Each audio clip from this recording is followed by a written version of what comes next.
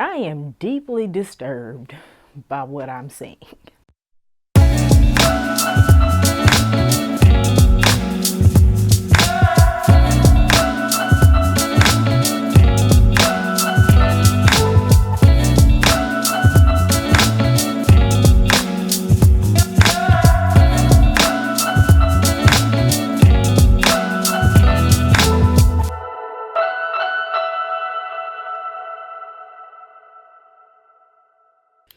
Hey y'all, welcome back to Mac the Maverick, where we talk all things well-rounded womanhood, like loving yourself and appreciating your unique attributes.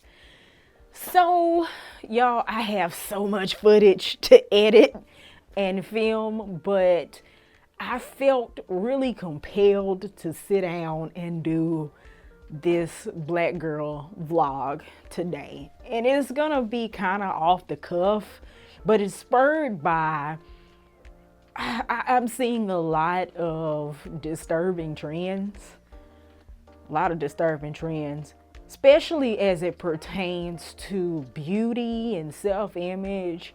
So much so that I could probably do a whole series. Who knows? I might do an entire series. But today we just gonna deal with hair. And I feel the need to contextualize this conversation, and I do want it to be a conversation with my own hair story.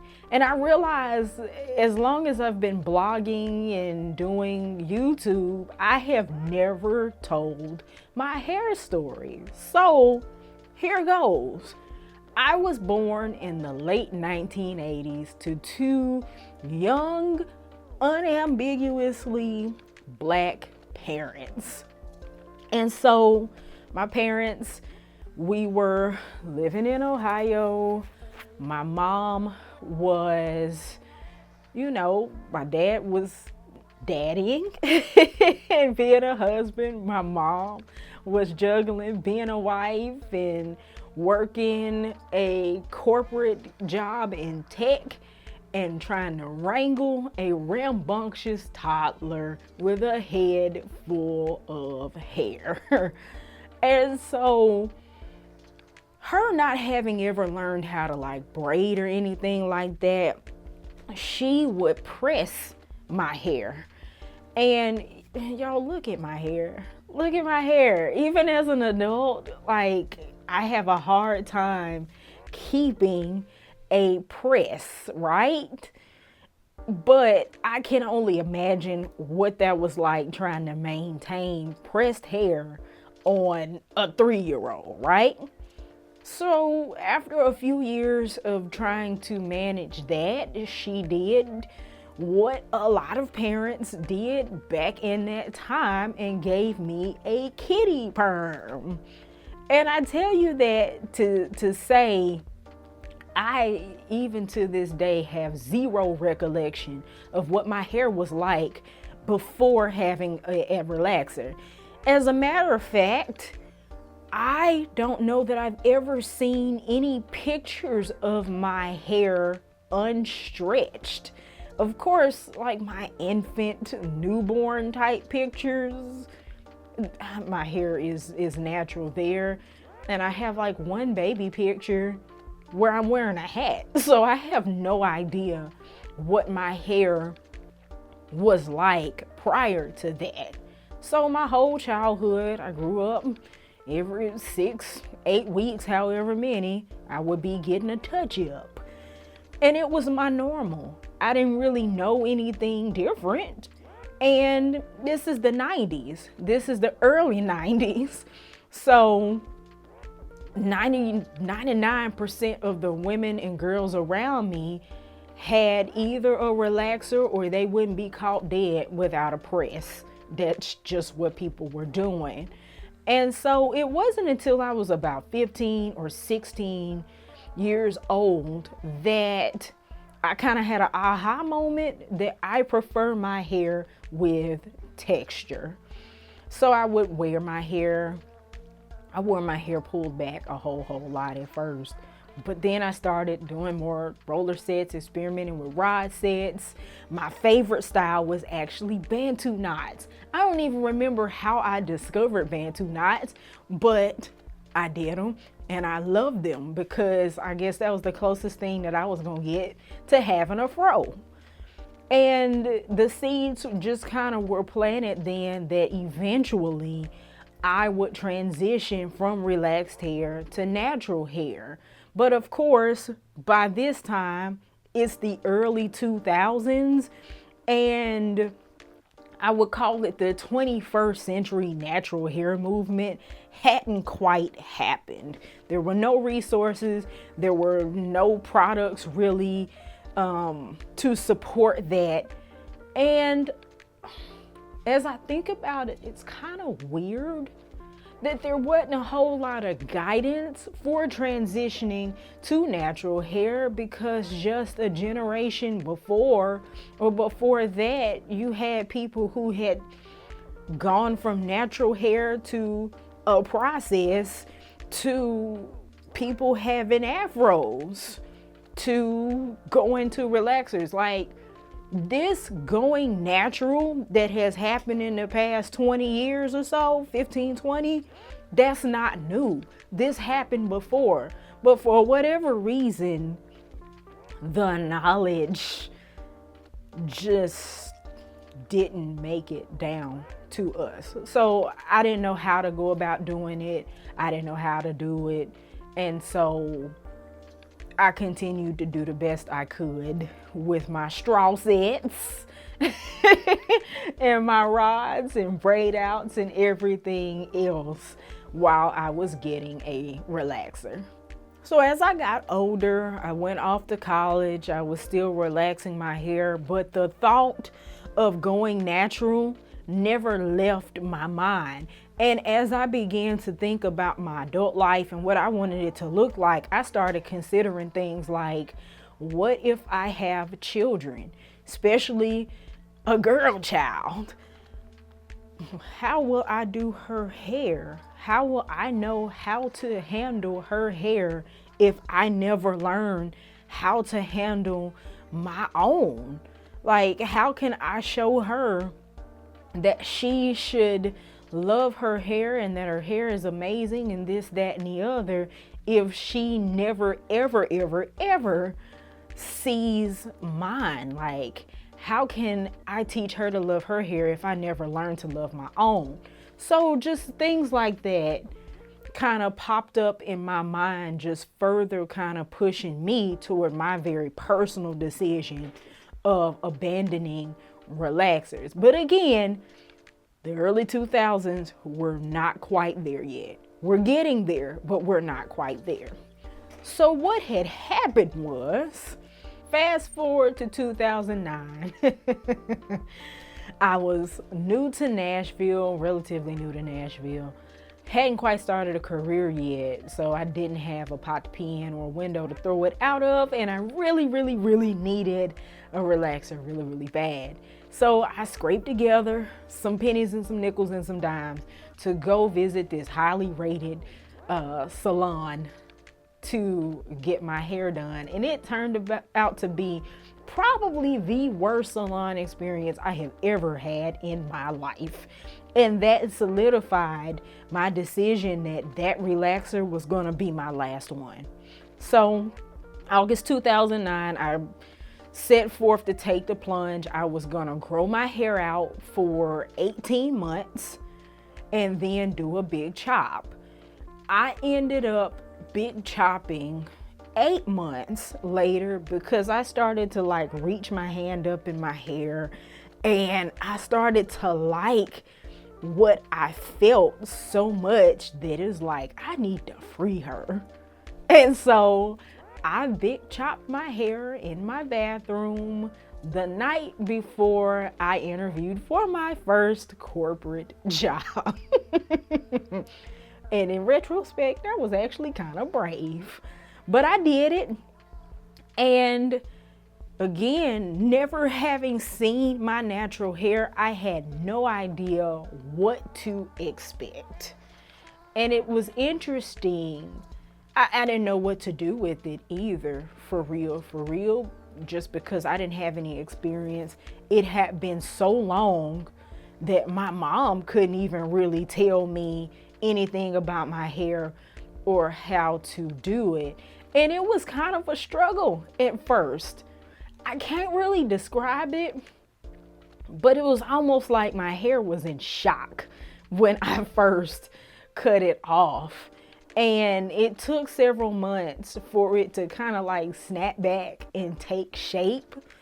But we got there. And by this time, YouTube was only like 3 or 4 years old, maybe 5 years old. Anyway, YouTube, the way it exists today, was not a thing.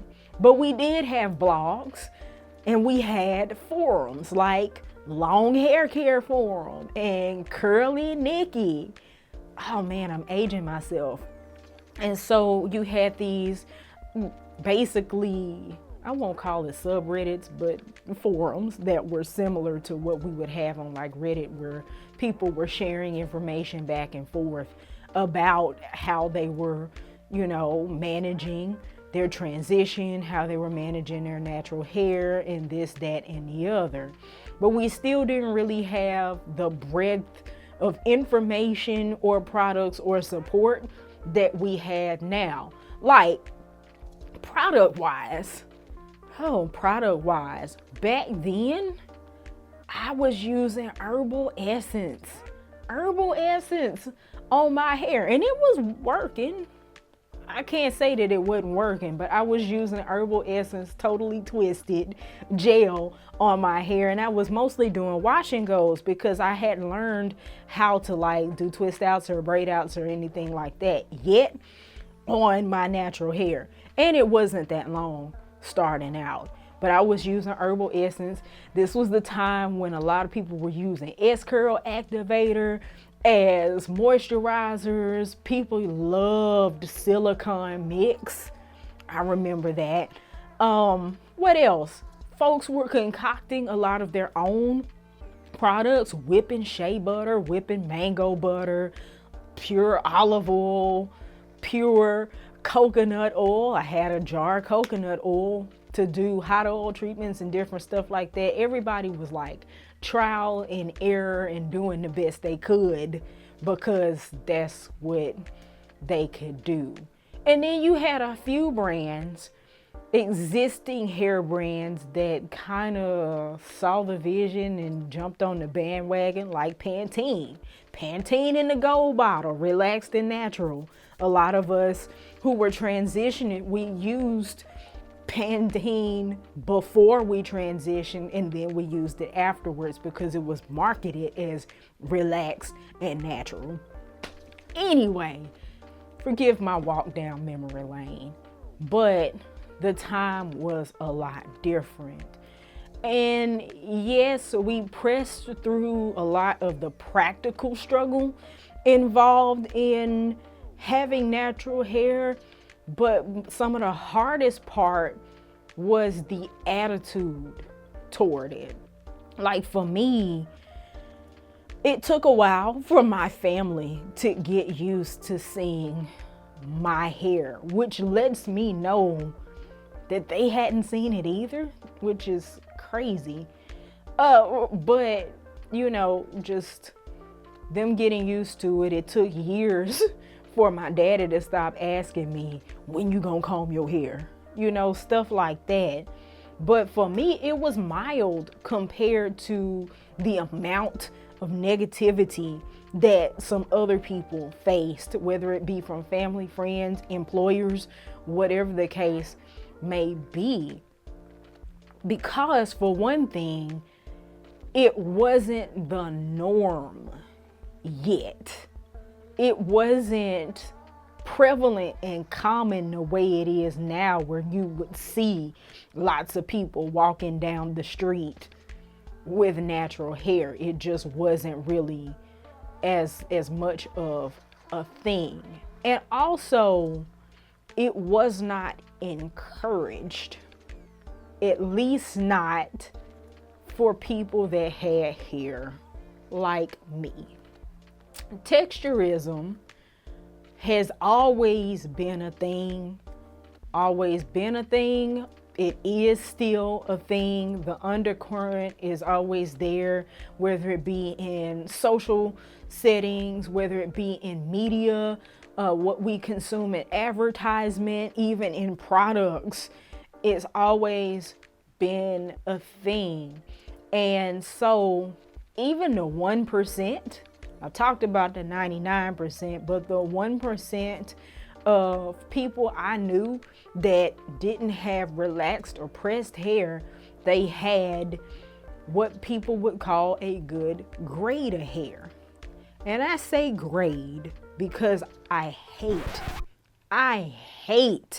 that term. The word grade comes with an implication that there is a best and there is a worst. We grade papers. We grade beef.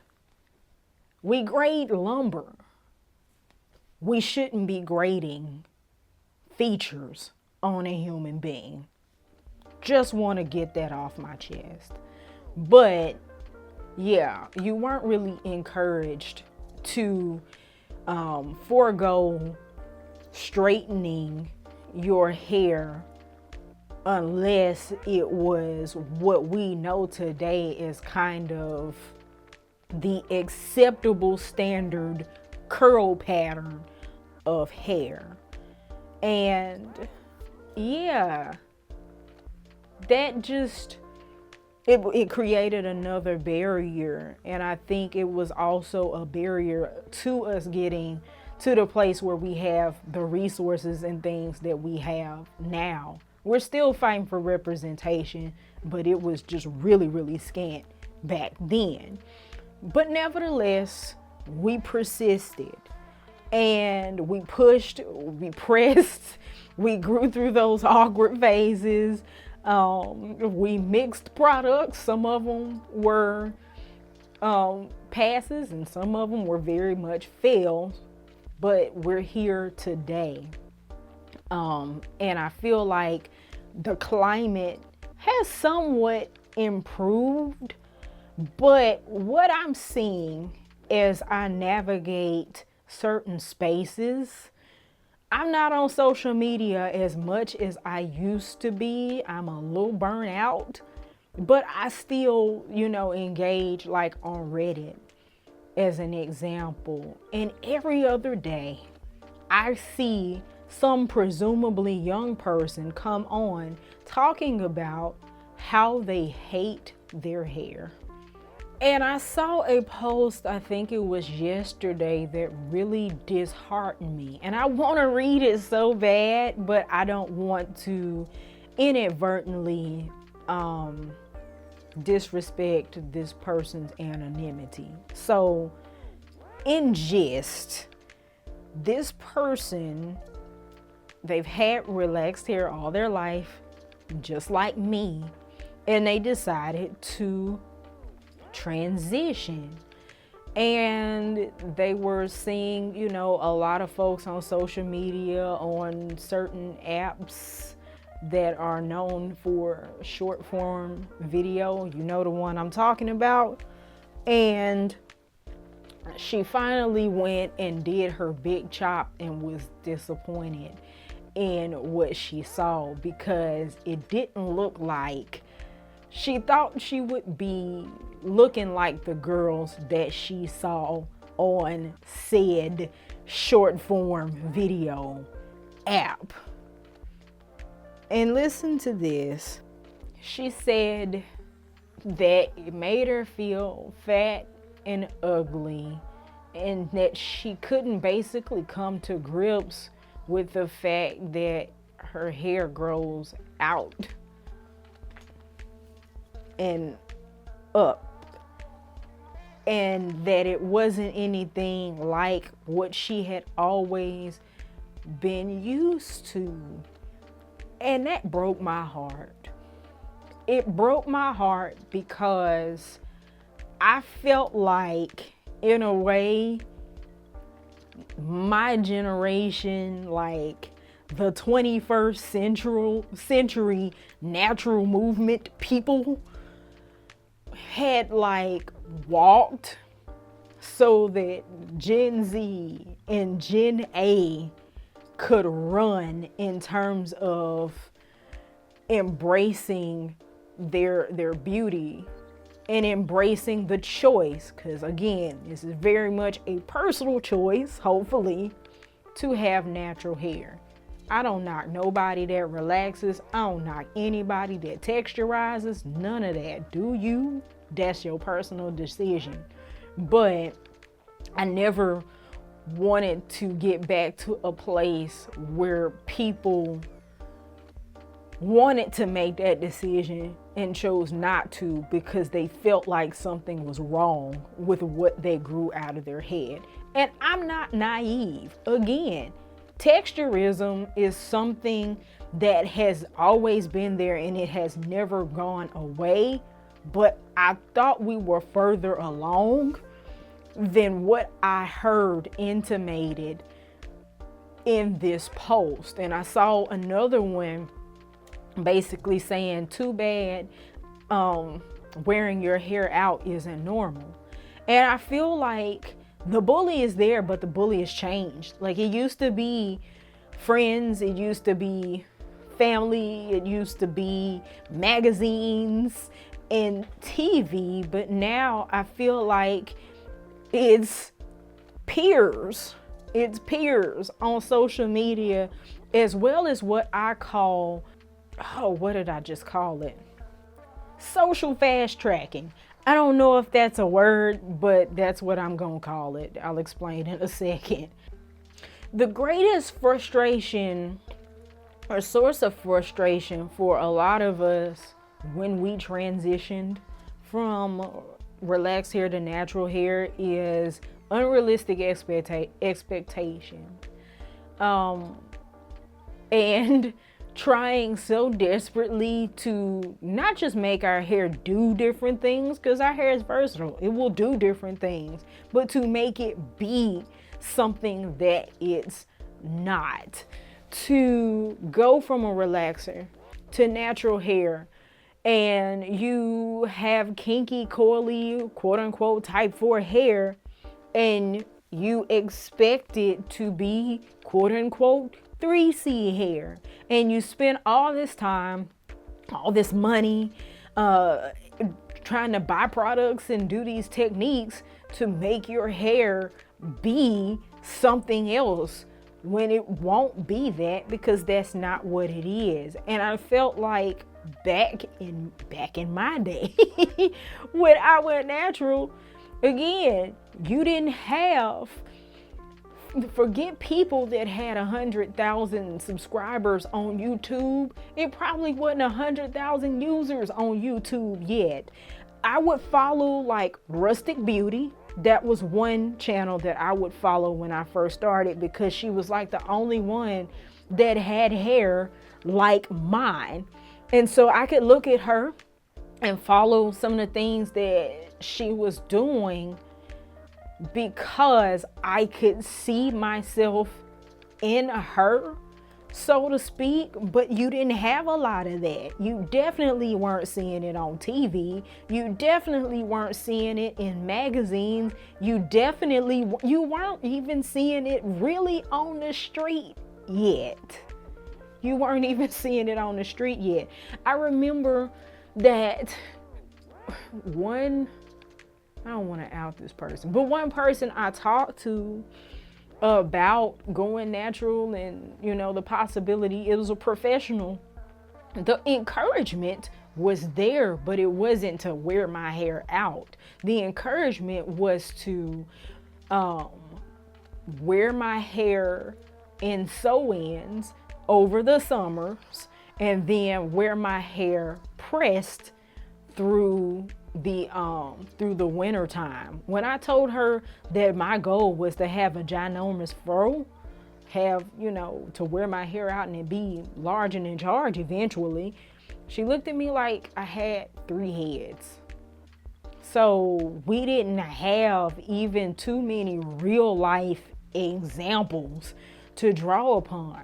So to hear that, especially young people are going to TikTok and seeing what other people are doing, and the perfection that they perceive, and still being disappointed because their hair won't do that, when there are so many examples now of what their hair can do and can be, it was disheartening to me.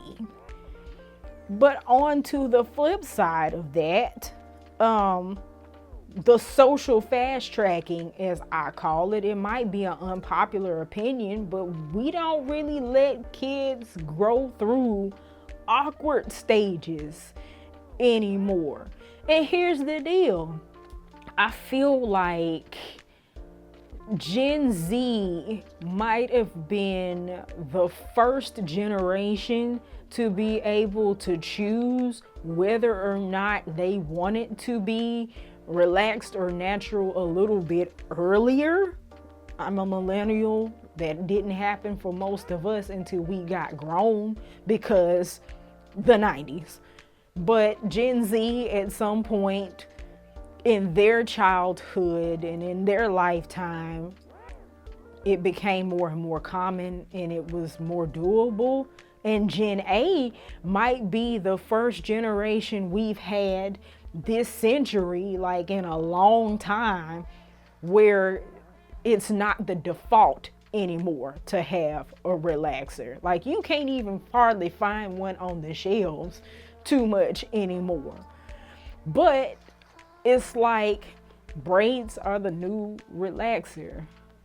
Sew-ins, crochets, everything else is the new relaxer. Nothing wrong with those things. But if it's still a means of like running and I don't know, of running from your hair and what it actually is, then to me, in a way, it's safer physically, but no different. I hope y'all get what I'm saying, and y'all let me know what y'all think down in the comments. But like I was saying a minute ago, I really wanted to learn how to love my hair. I wasn't allowed any kind of extensions. I mean, any kind of extensions in my house. Growing up, my dad wasn't a fan. And as I got older, when I could have, I was like, you know what? Before I start adding other people's hair, I want to see my hair first and learn to love it. So I didn't get my first extensions of any kind until I was good and grown. Like working in corporate America on my own, grown, and well after I had transitioned. And it was like, okay, I love my hair and I just want to do something different with it. Not there's something wrong with my hair, or my hair is somehow completely unmanageable. Let me add something to it or cover it up. And I feel like just in general, with this new generation, it's hard to believe that we're back in a point where a lot of kids don't even learn how to care for their own hair, because like us, full circle, they never seen their real hair. It's been covered up in some way, shape, or form their entire lives. Like when they go onto the internet or consume media, instead of seeing relaxers everywhere, they seeing wigs everywhere. They're seeing U-parts and clip-ins everywhere, and distortion of self-image. That's a whole nother topic for a whole nother day. But I feel like we're almost, I won't say back to square one, but it just hit me real hard that we're not as far down the path as I thought we were or as I had hoped we were. So I don't say any of this to offend anybody or anything like that. That's just my 2 cents and where what I've been seeing, especially on these internets and even in some of the conversations I've had, where it hit me in my fields and where I kind of feel like we got work to do. Like we still have some unlearning and some healing and some shedding of some old attitudes. Like I never thought, and I certainly didn't hope, that in the year of our Lord 2025 we would still subtly be talking about good and bad hair. Even if we don't say it, the attitudes we have, the way we move throughout spaces dealing with hair, the messages that we send kids around us is still there. It's still there, and it's no reason for it to still be there, because we know better and we're able to do better than our parents and our grandparents could. But I guess to end on a positive note, on the posts that I have seen and the videos and things like that, the comments have been overwhelmingly positive of a coming together of people to support one another through that challenge of coming to terms with internalized racism, texturism, featureism, etc., etc. I have seen so much, hey man, I've been through that before. Here's how I got through it. Or, hey, it's a part of the journey. Here's what will help you. How can I help you? Here's what you should do type deal. And that is refreshing. We need more of that on the internet, but we also need more of that in real life. So even as you go through the week, this week, I'm just going to challenge you to rethink the messaging that you send yourself, especially regarding your hair, since we're talking about hair, but just in general, the messaging that you send your children, the messaging that you send coworkers, friends, people around you about their precious features. And y'all know, especially Black women, we just have this way of complimenting each other. You know, okay, shoes, I see you, earrings, come through, coat or curls or whatever it may be. It's just a way that we especially speak to each other. It just changes your entire day. It affirms your entire being and changes your outlook. I encourage you that if you have the opportunity to sow that kind of affirmation into somebody, do it. I don't care if they need it or not. If you feel compelled, do it, because the world needs more of it. So y'all, if you like this video, please like this video. It's free. And also, if you like having these conversations, these kinds of conversations, or even a little bit lighter topics, feel free to subscribe. I invite you to subscribe.